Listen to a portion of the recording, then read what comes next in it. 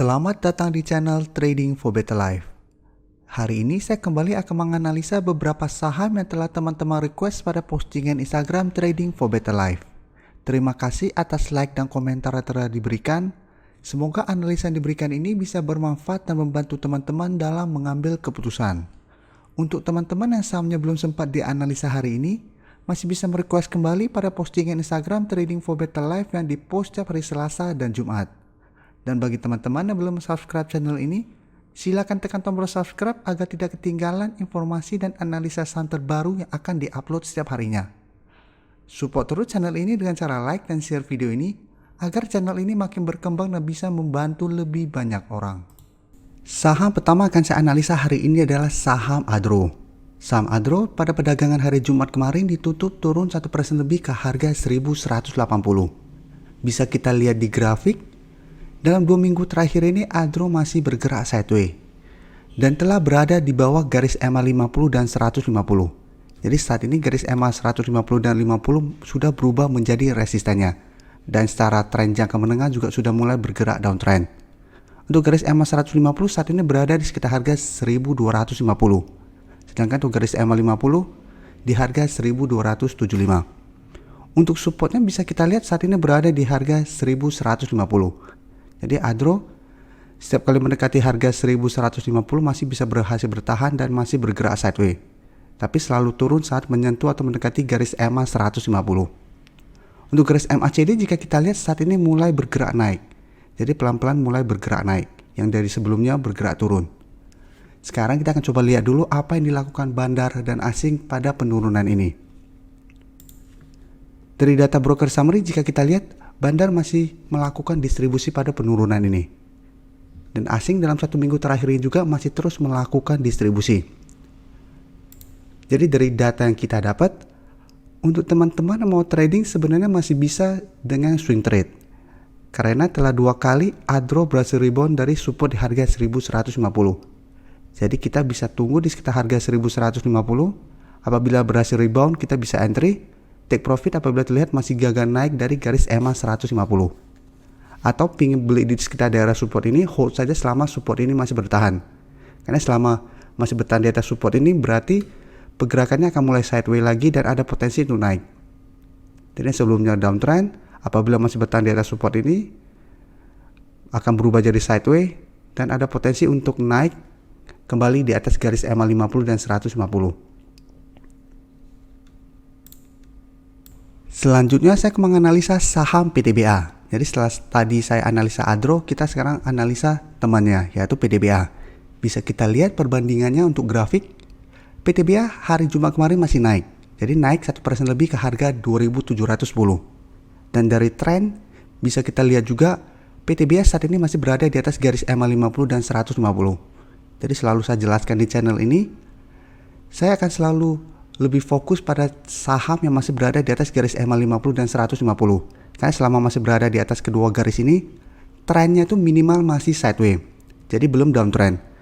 Dan peluang untuk naik pasti akan lebih besar daripada yang telah berada di bawah garis EMA 50 dan 150. Apalagi untuk saham yang garis EMA 50-nya berada di bawah garis EMA 150. Jadi jika kita lihat, PTBA memang sempat turun di bawah garis EMA 50. Tapi saat menyentuh garis EMA 150 bisa kita lihat berhasil rebound. Jadi support di EMA 150 masih bisa menahan penurunan dari saham ini. Setelah itu berusaha naik di atas garis EMA 50 masih gagal. Tapi minggu ini bisa kita lihat telah berhasil naik kembali di atas garis EMA 50. Jadi untuk garis EMA 50 saat ini berada di sekitar harga 2630. Sedangkan untuk support kuat EMA 150 di harga 2440. Nah bisa kita lihat sekarang untuk resisten terdekat di harga 2800. Dan untuk garis MACD itu pun saat ini mulai mengarah ke atas. Sekarang kita akan coba lihat dulu apa yang dilakukan bandar dan asing pada kenaikan 1% ini. Dari data broker summary jika kita lihat, bandar juga masuk melakukan akumulasi pada kenaikan 1% ini. Dan asing juga hari Jumat kemarin masuk dengan jumlah yang lumayan besar. Jadi bisa kita lihat perbedaannya cara grafik. Adro dengan PTBA lebih bagus karena berada di atas garis EMA 50 dan 150. Untuk bandarmologi juga bandar dan asing masih masuk melakukan akumulasi pada saham PTBA. Jadi apabila kita harus membeli salah satu saham ini pada waktu dekat, paling bagus pasti pilihannya di saham PTBA. Itu untuk saya pribadi. Tapi mungkin ada yang beranggapan, Pak, saya lebih suka Adro karena saat ini harganya sudah turun lumayan dalam. Bisa kita koleksi untuk investasi atau untuk di hold sampai dia naik kembali. Itu tidak ada salahnya juga, karena memang setiap strategi setiap orang berbeda. Tidak ada yang bilang saya benar, kamu yang salah. Intinya dari semua adalah kita harus profit dari analisa yang kita lakukan, dan kita harus mengurangi kerugian yang kita lakukan apabila kita salah analisa. Intinya cuma itu. Jadi bisa kita lihat dari data yang kita dapat ini, PTBA masih ada potensi untuk naik menguji resisten di harga 2.800. Apabila minggu ini masih gagal break, maka masih akan bergerak sideways dengan range di MA50 dan di resisten di 2.800. Tapi trennya minimal masih sideways saat ini. Sehingga teman-teman sudah mempunyai saham ini masih sangat layak untuk di hold. Berikutnya saya akan menganalisa saham BJTM. Saham BJTM pada perdagangan hari Jumat kemarin ditutup turun 1% lebih ke harga 845. Bisa kita lihat di grafik, kenaikan ini membuat BJTM berada dekat dengan resisten di harga 850. Dan selama hampir 1 bulan terakhir ini, BJTM trennya masih sideways untuk jangka pendeknya. Sedangkan untuk jangka menengah memang masih sangat uptrend. Karena memang juga masih berada di atas garis MA50 dan 150. Bisa kita lihat beberapa kali BJTM berusaha naik di atas garis di resisten 850 dan terlihat masih gagal. Pada tanggal 24 kemarin memang sempat naik di atas harga 850. Tapi selalu saya jelaskan ke teman-teman, selama candle masih berada dalam garis resisten atau support, kita masih belum bisa bilang ini break. Buktinya bisa kita lihat, keesokan harinya masih terus turun. Dan hari Jumat kemarin masih berada di bawah garis resisten 850. Jadi masih harus kita tunggu konfirmasi berhasil break atau enggak. Dan untuk garis MACD bisa kita lihat saat ini masih bergerak sideways. Sekarang kita akan coba lihat dulu apa yang dilakukan bandar dan asing pada penurunan ini. Dari data broker summary jika kita lihat, bandar tidak melakukan akumulasi maupun distribusi.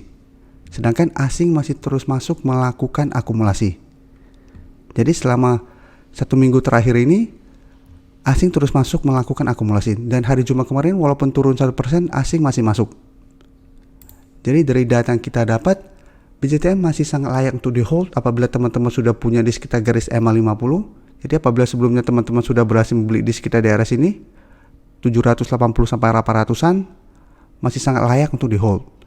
Sedangkan saat ini garis MA50 telah naik di harga 770. Jadi hold saja selama masih bertahan di atas garis MA50.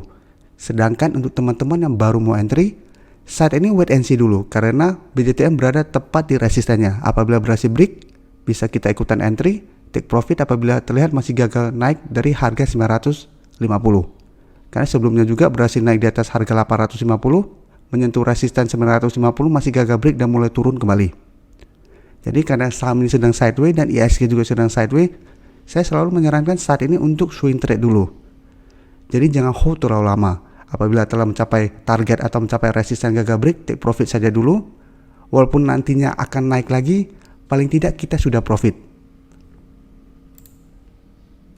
Saham terakhir akan saya analisa hari ini adalah saham ASI. Saham ASI paling banyak di request teman-teman minggu ini. Karena memang dalam seminggu ini penurunannya menurut saya memang lumayan tajam. Tapi bisa kita lihat, saat ini ASI telah turun di bawah garis EMA 150. Jadi apabila teman-teman sebelumnya ikutin analisa saya pada video ini, saya sudah bilang hati-hati, bisa spekulatif buy, tetapi apabila turun di bawah garis EMA 150 sebaiknya hindarin saham ini. Karena memang sudah akan mulai bergerak downtrend. Untuk hari Jumat kemarin turun 3% lebih di harga 5.400. Jadi saat ini dia berada tepat di support di 5.400. Sedangkan untuk support berikutnya di harga 5.200. Karena pada saat Jumat kemarin ISG juga dibuka gap down, ASI juga dibuka gap down. Jadi karena terbuka gap down kayak gini, minggu depan memang masih ada potensi ASI untuk rebound sementara. Tapi teman-teman harus hati-hati Apabila minggu depan berhasil naik tetapi masih gagal naik di atas garis EMA 150, sebaiknya hanya trading jangka pendek.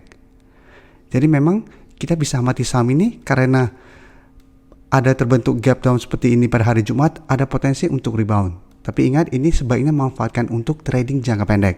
Apabila kita berhasil membeli sekitar harga 1.400 atau 5.400 atau 5.300-an, pasar berhasil naik mendekati garis EMA 150 yang saat ini berada di harga 5.650 mulai turun, sebaiknya take profit dulu.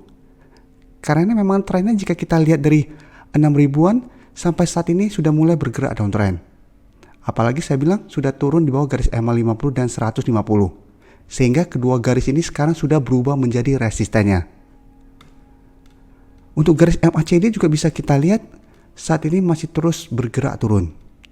Dan memang kemarin kita tahu ASI ada rencana untuk membagikan dividen. Walaupun kita masih belum tahu finalnya dividennya berapa.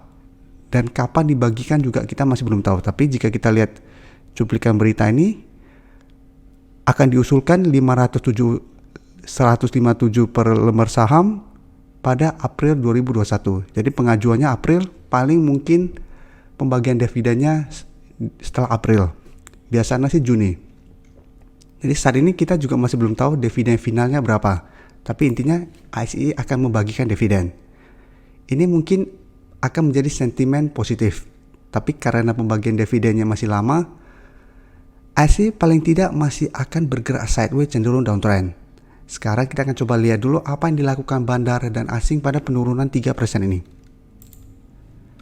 Teman-teman bisa lihat penurunan 3% ini disertai distribusi yang sangat besar.